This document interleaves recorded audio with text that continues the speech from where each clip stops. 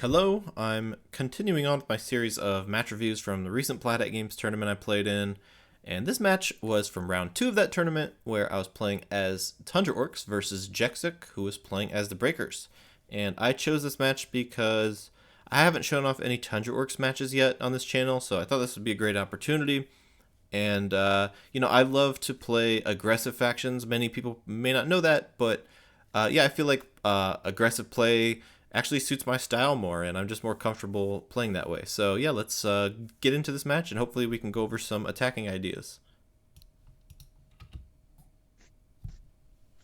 I was pretty happy to have the starting move here because I feel like while this matchup feels very balanced to me, but feels like whoever has a starting move has a slight advantage. So yeah, as Grognak, like I'm trying to get in there very aggressively early, and I really want to get some gates down up in the front quickly. So yeah, I'm even willing to kind of risk losing some health on Grognak here just to get the early pressure going, because I feel like that's your best chance at winning is to really pressure Takulu early, and don't let Takulu pick you off at range, because it's pretty hard to sustain that fight at range. So I also used Grognak's ability of influence to reroll that fighter's ability of frenzy, because I'm just hoping for that fighter to reposition in front of that gate to protect my summoner, and it's just good to kind of take that spot in front of the gate in any case. Yeah, to kind of get him out of the range of fire, basically. I also wanted to go over my discards here because I feel like discarding in the early game is so important, and understanding like why I discarded what. So like I'm just gonna go based on memory here. Like I'm pretty sure I discarded both freezes because freeze as an event I don't tend to value that highly, but like it can be good in certain situations, but it's hard to plan for it. So I find it's just easier to discard. And now, in general, actually, my discarding on turn 1 here as Grognak is, I'm just trying to draw a gate. Like, my whole goal is to discard as much as possible to draw a gate. So that's the main thing that I'm keeping in mind here. Like, you really need to sustain your offense by having another gate out in front. Otherwise, it gets dangerous a little too fast. So then the Charger I discard because against Takulu, you really want a lot of high health units. Takulu struggles at picking off higher health units, so I'm going to exchange the Charger for something a little healthier. And Brutal Force, I think I discard. That's a hard decision because Brutal Force can be very good, like especially at taking out Deceivers, which Deceivers are a bit problematic for Grognak to take out sometimes. So Brutal Force helps, but the reason I got rid of Brutal Force here is because I don't see any immediate like future use of it in the next couple turns, just because like I feel like I'm gonna have to get Grognak involved to make use of Brutal Force, and I don't want him taking the brunt of the damage here like straight away. So yeah, but Ragnar I keep because I think he's just a great champ and pretty good against Takulu in general. Okay, let's see how Takulu responds here. Okay, looks like she's using that epic event mind control straight away to get some damage on my summoner. I think that's a reasonable move. Now, when I see like a lot of mind controls like that, like I feel like that's kind of a declaration. Like I'm gonna be going after your summoner this game, like trying to use all my tools to assassinate you in a way, because like using mind control typically tends to hurt your economy a bit. Making it harder to win in a long game, but yeah, it's still a very good method of winning. But yeah, so from my perspective, I'm like even more like okay, I want to make it to an end game and hope maybe I can have a bit of an edge there if I make it that far. Oh, I also noticed my opponent put down a gate, kind of in a unique position. Like I don't love that position of the gate. I don't really like that configuration myself, but I guess there's ups and downs to every gate position. Like that one I would say definitely promotes like summoner safety, so like Takulu's going to be pretty hard to get to in that position, but I think the downside is like Takulu can't be as active in the fight. Like, it's going to be a little harder to get her involved, but yeah, I don't know, it's I guess we'll see if I can find a way to exploit it here.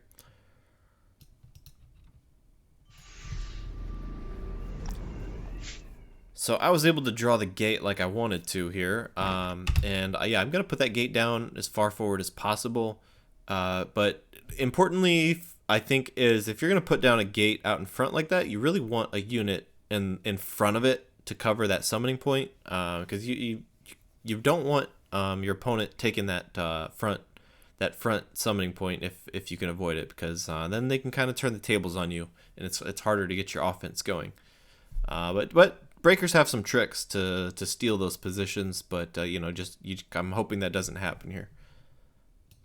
I also summoned a shaman here to chip away at that gate, and yeah, I value the shamans pretty highly as Tundra Orcs. I feel like generally the key to winning a lot of times is the shaman and summoning a lot of them. I mean, they're just a lot of health for your opponent to go through, and they can potentially get you a lot of value if they're hitting. Now, they're unreliable to hit, but when they're hitting, they're quite a good unit, and they work well as like a shield, and it's like an escort for keeping Grognak safe as well. So yeah, I really like shamans.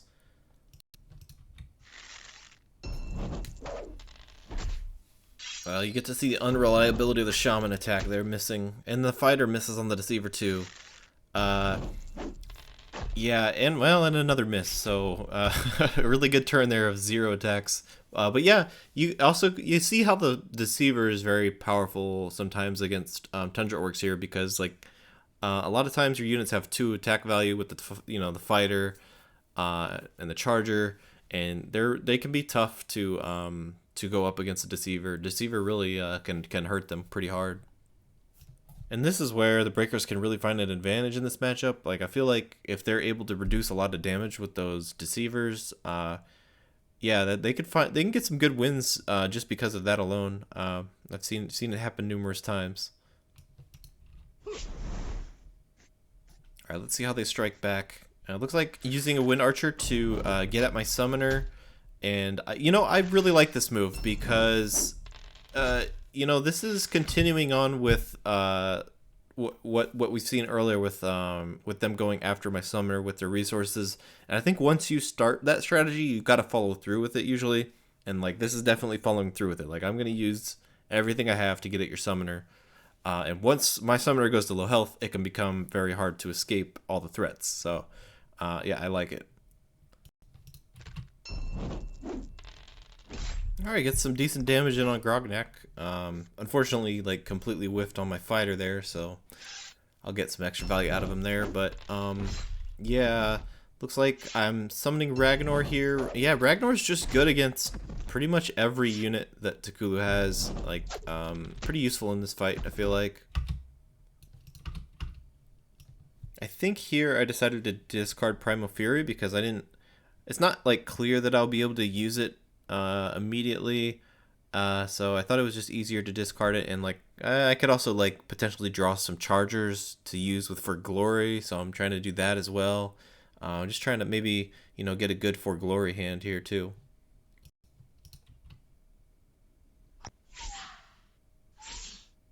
Alright, we get to see some good usage of the Mind Witches here, and they're able to mimic my fighter, the one useful unit they can mimic.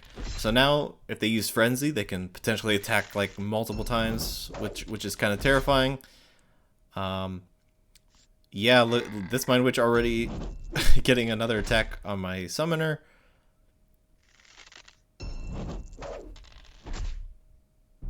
Okay, Takulu deciding to mind capture my fighter. I think that's a good decision here. Like, so as Takulu, once you don't care about your economy, like you're able to like freely mind capture things like this. It's actually pretty tough to deal with. Because now he's able to gain ground really quickly, and like it can be hard to keep your summoner safe if they're at like low health like this.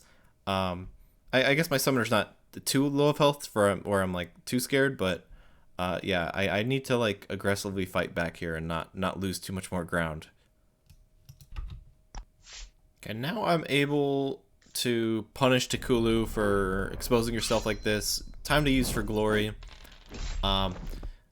Now, for glory with a smasher, like a full health smasher, is a hard decision to make. I feel like it's hard to risk your smasher's life Um, Now, it's an easier decision, I guess, when you're going after their summoner or a unit with a lot of health, but like the chance of the Smasher suiciding or near suiciding is, I think it's around like 1 out of 3. So I'm only probably only okay with it here since I have like 2 rerolls, but I don't know. I guess it's a hard decision even when you just have the one boost on Grognak to reroll.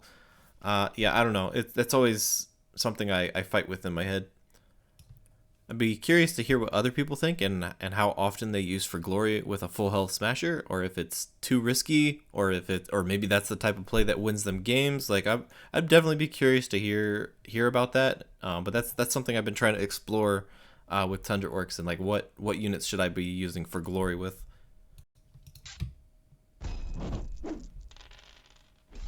Got some big damage on Takulu there, and luckily no damage on my Smasher, and no damage on my Shaman either. So yeah, pretty lucky on those rolls.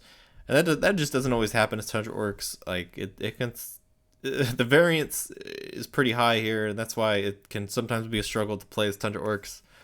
Sometimes feels worse maybe than it is when you suicide like that. But okay, let's see how they respond. Okay, we get Hypnotic Call here to bring my Shaman in range of a Mind Control, and doing a Mind Control on my Smasher to get some big damage on my Summoner. Yeah, just really following through with using all of their tools to get at my Summoner here. I really like this. Really like this play. Yeah, we're really getting to see some good usage out of Mind Control this game. Also good timing on that Perplexing Tempest, using this turn like a hit and run, like he just smacked me and then ran away here.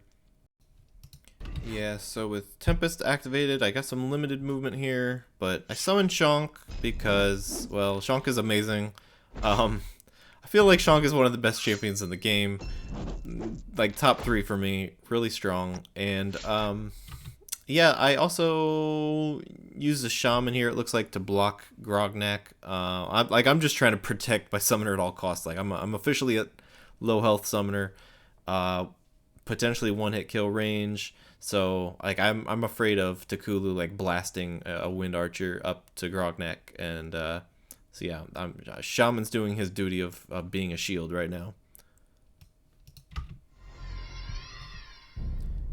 So now the great thing about having Shonk and Ragnar on the field is that, yeah, now Takulu's got to spend some resources here to take them out. And like just my main strategy now that I'm at low health with my Summoner, like I'm just gonna try to force Takulu to use as many of their event cards and cards as possible here, just to trade with my units. You know, the fewer tricks they have left, the better my chances. So I'm gonna be using Shonk's health. I'm trying to make sure that they have to go through Shonk here to get to my Summoner here.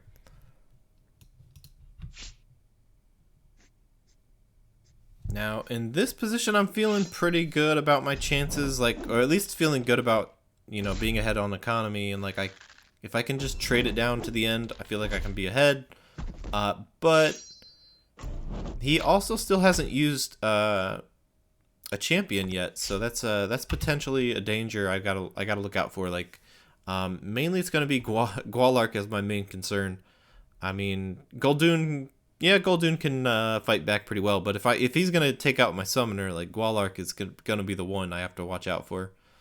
Yeah, Gwalark tends to be pretty good in like situations where your Summoner's down to low health.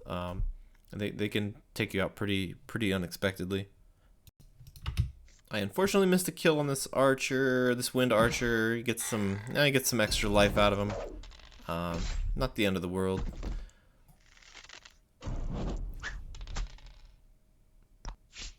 Alright, it looks like my opponent kind of used that last turn as a way to build magic. So yeah, up to 7 magic. Now we're in champion range for the first time. So Gwalark is on the mind right now. I feel like that's the way. If I'm gonna lose the game, that would be the way. So I got to be careful to cover up holes.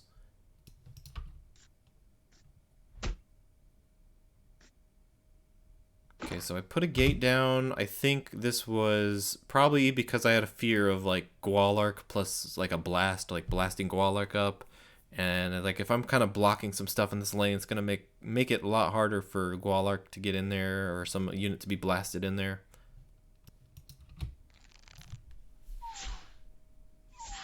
Alright, using 2 rerolls to still miss this archer. That's pretty rough. I guess that's the that's the unreliability of the shaman for you.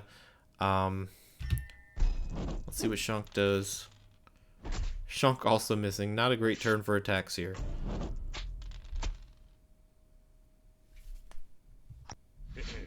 And Gualark is out. Let's see what he can do, because, I mean, after a couple turns, I mean, he can already be in Grognak's face almost, so I gotta play this carefully still. I feel like I did a pretty good job of, like, tightening things up. But yeah, he's also doing a good job of ignoring Shunk and just going straight for my summoner.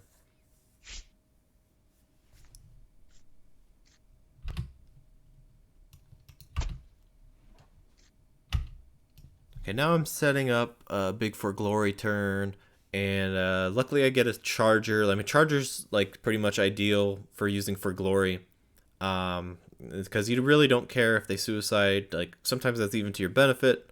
And once again, I have a full health smasher. I mean, with for glory, and you know, probably the best target to use for glory would be a low health smasher with like just a couple HP. But yeah, again, full health is I don't know. It makes me think twice.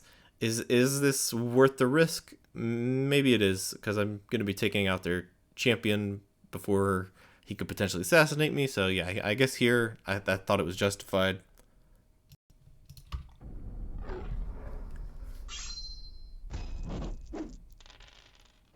Smasher gets some big damage, 6 out of 6, and this suicides as well, which really sucked.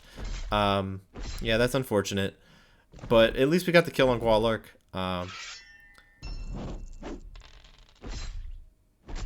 Okay, everyone's suiciding this turn. But at least we're clearing the board. I'm not sure. Okay, let's analyze this position here. Okay, now I definitely feel like I'm ahead still, but like the one thing that's always a little concerning about facing Takulu is that like in the end game, she can always use mind capture to kind of get some extra value, even if she doesn't have like hardly any units left. Like you can still use mind capture to fight back, so you can't completely discount her.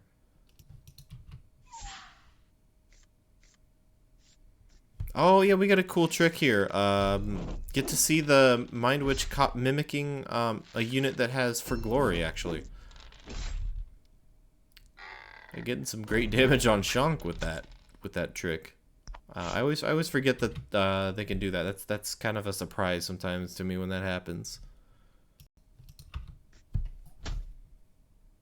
Okay, sacrifice some damage with my shaman to make sure those deceivers don't surround my fighter, make him useless.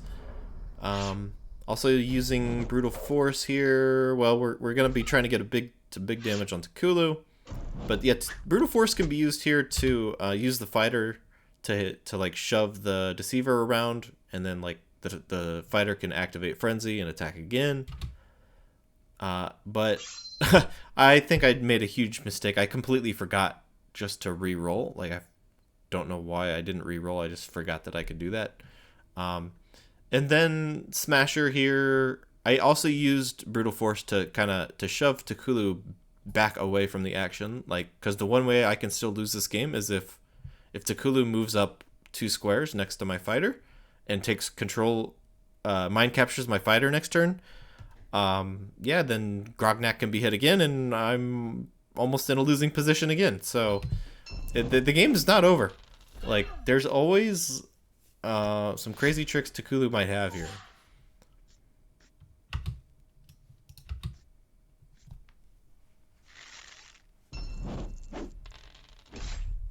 Man, huge damage with that archer on my on my Smasher. Smasher dies in 1 hit. And big damage on Shunk as well.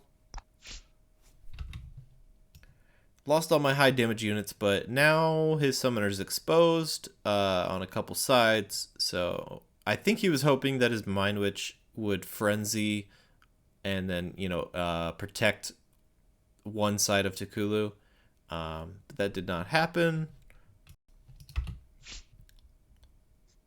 Now we're going to attempt to kill on.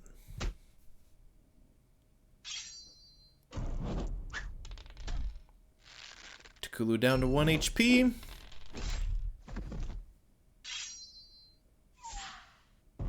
Fighter got a 0 for 2 and another 0 for 2 with the reroll.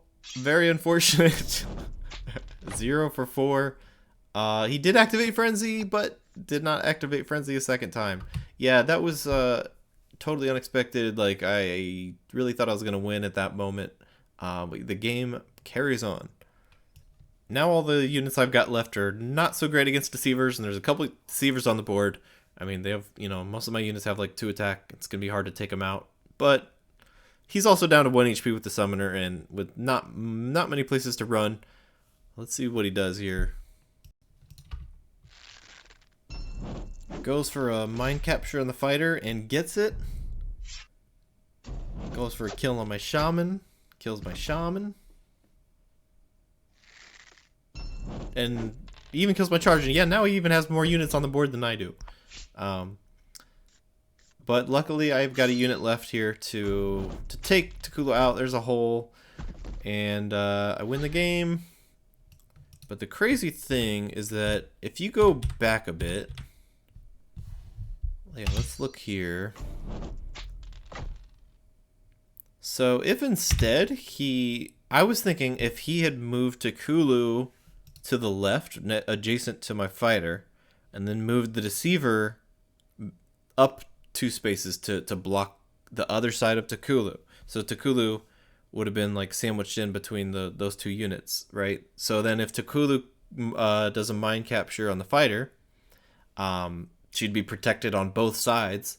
And actually, I was thinking that I might actually lose that end game. Like I was calculating that that's probably lost for me. So in this moment, if she hit that 3 out of 3 in that position, I feel like I probably would have been lost. So, yeah, just a crazy game.